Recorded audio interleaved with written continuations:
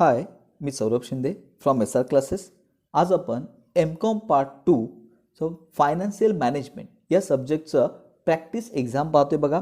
MCQ टाईपची जे exam होणार आहे ऑक्टोबर 2020ची एक्झाम आहे बघा, रेग्युलर स्टुडंटसाठी आणि आयडल स्टुडंटसाठी पण. ठीक आहे, हा महत्त्वाचा व्हिडिओ आहे कारण की सेम सिलेबस आहे बघा दोघांचाही फायनान्शियल मॅनेजमेंटचा, त्यामुळे हा खूप इम्पॉर्टंट व्हिडिओ आहे त्यांच्यासाठी. बघा ह्या टाईपचा व्हिडिओ सेम व्हिडिओ ऑलरेडी मी कॉर्पोरेट फायनान्शियल अकाउंटिंग या सब्जेक्टचा तयार केलेला आहे, आपल्या चॅनलवरती आहे. पण जर कोणी पाहिला नसेल तर फर्स्ट तुम्ही तो पाहून घ्या, तुमच्यासाठी खूप युजफुल आहे. आणि एक दुसरी रिक्वेस्ट आहे, जर तुमच्यापैकी कोण नवीन असेल, आपलं चॅनल सबस्क्राईब केलं नसेल तर प्लीज सबस्क्राईब करा, जेणेकरून असे तुम्हाला व्हिडिओ अप टू डेट येत राहतील. ठीक आहे, चला स्टार्ट करूया व्हिडिओला. बघा तुम्हाला दिसते डिस्प्लेवरती दिसते practice question financial management same 4th M.Com. ठीक आहे, आता जर पाहिलं तर बघा तुम्हाला डिस्प्लेवरती दिसते फर्स्ट इथे फुल नेम तुम्हाला लिहायचं आहे, कॅपिटल लेटरमध्ये सर नेम फर्स्ट तुम्हाला लिहायचं आहे. ठीक आहे, तर फॉर एक्झाम्पल माझं नाव शिंदे सौरभ, पुढे फादरचं नेम असेल. ठीक आहे, त्यानंतर व्हॉट्सअप नंबर इथे लिहायचा आहे, ईमेल ID इथे लिहायचा आहे. ठीक आहे, त्यानंतर बघा पुढे इथे सीट नंबर जो काय तुम्हाला युनिव्हर्सिटीने प्रोव्हाइड केला आहे तो सीट नंबर इथे तुम्हाला लिहायचा आहे. बघा पुढे जर तुम्ही पाहिलं तर बघा इक्विटी शेअर आर नॉट, बघा फर्स्ट क्वेश्चन आहे equity shareholder are not the dot dot of the company. आता बघा इथे व्यवस्थित जर वाटलं तर नॉट द म्हणजे equity shareholder are not the dot dot of a company, equity share कोण नाही आहेत कंपनीचे.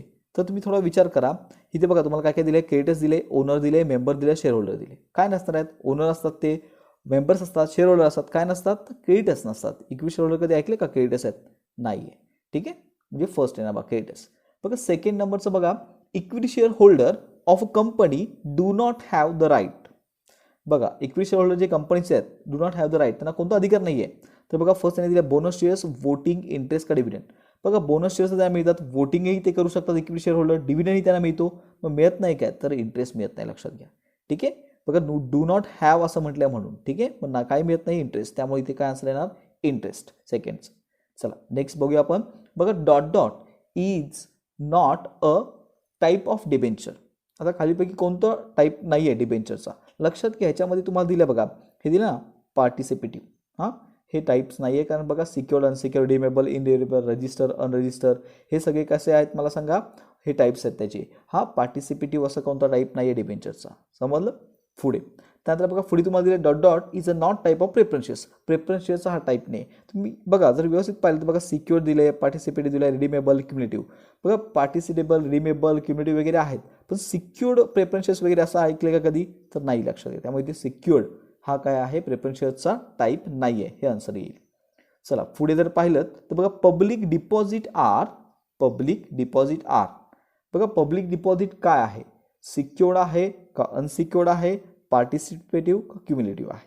तर लक्षात घ्या पब्लिक डिपॉझिट हे अनसिक्युअर्ड आहे. काय आहे, अनसिक्युअर्ड, समजते. चला पुढे बघूया आपण. मग पुढे तुम्हाला दिले dot dot can be use as collateral security for a long term loan. बघा ना सिक्युरिटी म्हणून तुम्ही लॉंग टर्म लोनसाठी काय ठेवू शकता. बघा स्टॉक ठेवून चालेल का मला सांगा. हां stock, debt asset, current asset आहेत, इथे आपण ठेवू शकतो. गुडविल, इंडियन एम्प्लॉईज हे ठेवू शकतो का, नाही. मॉर्गेज, हां तारण म्हणून आपण काय ठेवणार, तर नक्कीच लॉंग टर्म लोनसाठी मशिनरी ठेवणार, समजलं. चला पुढे बघूया आपण. बघा प्रेफरन्शियस, हां preferentials holder get, preferentials holder get, preferentials holder काय मिळतं, फिक्स रेट ऑफ इंटरेस्ट मिळतं का fluctuate rate of interest, dividend, fix rate of dividend का फ्लक्च्युएट रेट ऑफ डिव्हिडंड. तर पहिली गोष्ट प्रेफरन्शियस आहेत म्हणजे इंटरेस्ट तर मिळणार नाही, हे दोन तर कॅन्सल झाले. आता डिव्हिडंड मिळणार, पण कसा मिळणार, फिक्स मिळतो का फ्लक्च्युएटिंग. बघा फिक्स मिळतो, नेहमी लक्षात ठेवा. तुम्हाला माहिती आहे 10% प्रेफरन्शियस असं नाव असतं की नाही, म्हणजे फिक्स असतो तो. ठीक आहे, त्यामुळे फिक्स रेट ऑफ डिव्हिडंड येणार. चला पुढे बघा debenture holder get dot dot. Debenture होल्डरला काय मिळतं, एक लक्षात घ्या, डिबेंचरला इंटरेस्ट मिळतं का डिव्हिडंड मिळतो, नक्कीच डिबेंचरला डिव्हिडंड मिळणार नाही आहे, कारण डिव्हिडंड शेअर होल्डरला मिळतो, पण डिबेंचरला इंटरेस्ट मिळणार. आता डिबेंचरचं इंटरेस्टही कसं असतं, फिक्स असतं, लक्षात घ्या. हां असं असतं ना 10% डिबेंचर, 12% डिबेंचर, ते इंटरेस्ट रेट कसा असतो, फिक्स असतो. त्यामुळे ह्याचा आन्सर काय येणार, फिक्स रेट ऑफ इंटरेस्ट, समजलं. चला पुढे जाऊया. बघा permanent working capital is, permanent working capital नावाचं बघा, permanent working capital is a fix असतं ते. ठीक आहे, पुढे त्यानंतर बघा increase in debtors collection period, increase in डेटर कलेक्शन पिरियड. आता मला सांगा जर तुमचा डेटर्स कलेक्शनचा पिरियड इन्क्रीज झाला, वाढलं, तर तुमचं जे वर्किंग कॅपिटलची गरज आहे, हां ती इन्क्रीज होणार. समजते? त्यामुळे इथे काय येणार increase the need of working capital.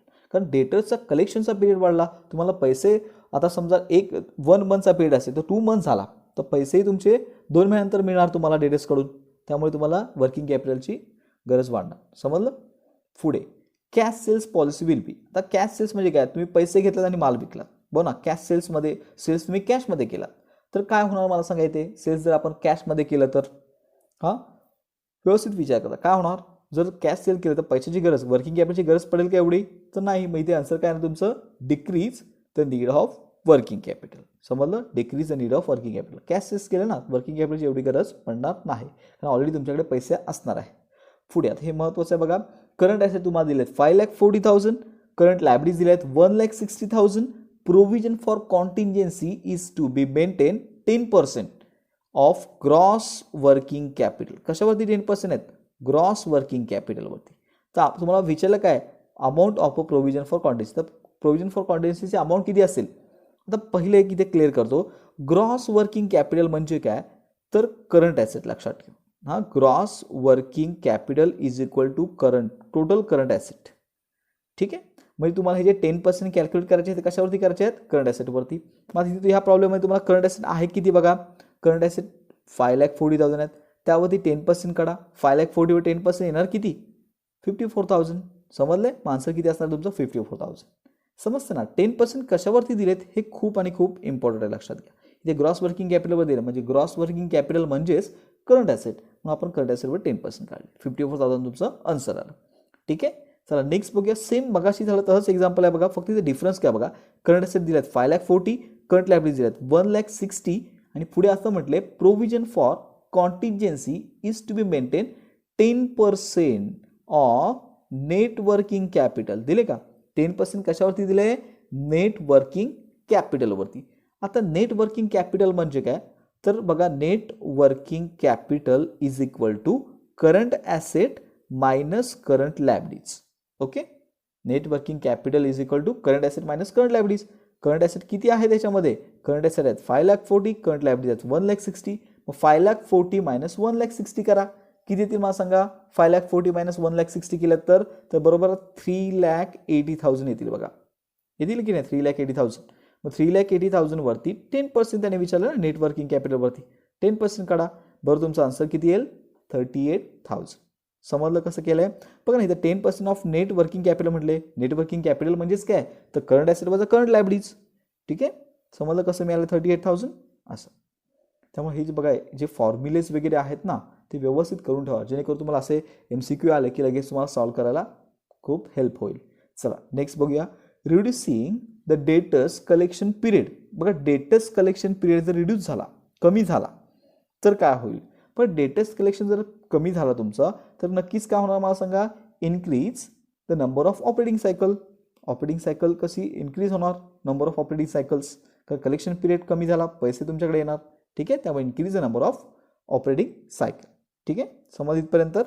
पुढे त्यानंतर बघा पुढे तुम्हाला त्याने दिले लास्ट वन बघा दिले स्टॉक दिले 1,40,000, डेटर्स तुम्हाला दिलेले आहेत 60,000, कॅश दिले 80,000, मशिनरी 2,40,000, लाईव्ह स्टॉक दिल्या 1,00,000, क्रेडिटर्स बिल्स पेबल दिलेले आहेत आणि विचारलं काय gross current asset.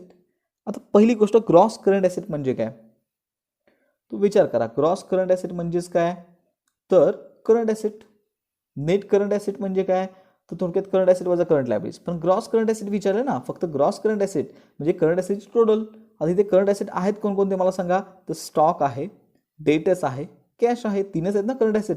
Machinery, livestock हे करंट फिक्स ॲसेट आहेत किंवा करंट लायबिलिटीज आहेत. मग फक्त आपल्याला 3 आयटम आहेत. टोटल करा. स्टॉक 1,40,000 प्लस डेटर्स 60 झाले 2,00,000 आणि कॅश 80,000. टोटल झाले किती 2,80,000. समजलं कसं काढलं आपण ग्रॉस करंट ॲसेट. हां व्यवस्थित परत एकदा आहे का. त्याने विचारलं तुम्हाला gross current asset. Gross current asset म्हणजेच करंट ॲसेट. मग करंट ॲसेट कोणकोणते आहेत, तर स्टॉक आहे, डेटर्स आहे आणि कॅश आहे. आपण तिघांनी टोटल केली ती आली 2,80,000. तुमचं आन्सर किती आलं 2,80,000. बघा जसं आता मी म्हटलंय हां तसं व्यवस्थित स्टडी करा. जे काही फॉर्म्युलेज वगैरे आहेत तुमच्या ह्या सब्जेक्टचे ते व्यवस्थित एका पेजवरती लिहून घ्या. त्याचा खूप युजफुल आहे तुम्हाला एक्झामच्या वेळी, लक्षात घ्या. समजते? मग खूप एक्झाम काय डिफरन्स नसेल, सेम ह्या टाईपमध्ये असेल. त्यामुळे ह्याचा व्यवस्थित अभ्यास करा. जे काही डाऊट्स असतील तुमचे ते मला कमेंट बॉक्समध्ये विचारा, त्याचा रिप्लाय मी नक्की देईन. व्हिडिओ आवडला असेल तर नक्की लाईक करा, तुमच्या फ्रेंडना शेअर करा, जेणेकरून त्यांनाही याचा फायदा होईल. आणि जर चॅनल सबस्क्राईब केलं नसेल तर प्लीज सबस्क्राईब करा. थँक्यू.